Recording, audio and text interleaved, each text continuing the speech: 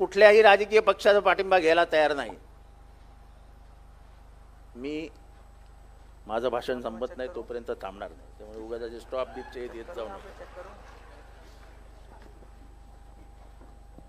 तेव्हा तो पुण्यात जातोय, मी इथनं चेक चेक चेक मला एवढंच सांगायचं आहे, अभिजित दिपके हा काय माझा मित्र नाही, मी त्याला ओळखतही नाही, पण कुठनं त्याने एका क्षणात काँग्रेस जनता पार्टी काढली।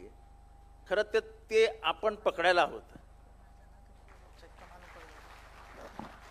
जे काही मुख्य न्यायाधीश स्वतःच्या खुर्चीवरनं इथल्या तरुण वर्गाला कॉकरोच म्हणण्याचं पाप केलं, त्या कॉकरोचची मिशी पकडण्याचं काम बरोबर अभिजित दिपकेने केलं। म्हणजे तो जो मुख्य न्यायाधीश ना, तो दररोज संध्याकाळी डोक्याला हात लावत असेल की मी काय केलंय,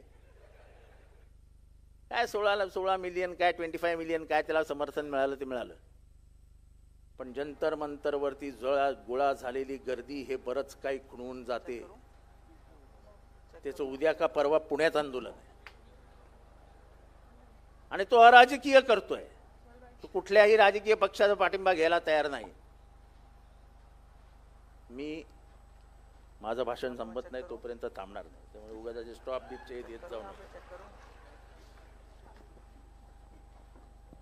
तेव्हा तो पुण्यात जातोय,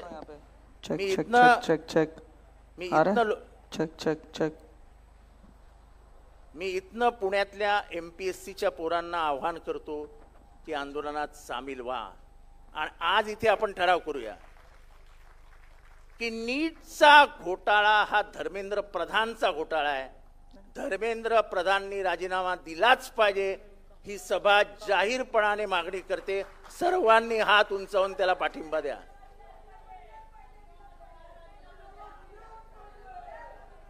तेव्हा ही घोषणा जी आहे, वारे मोदी तेरा खेल सस्ता बेवडा महंगा तेल, ही गल्ली गल्लीत गेली पाहिजे।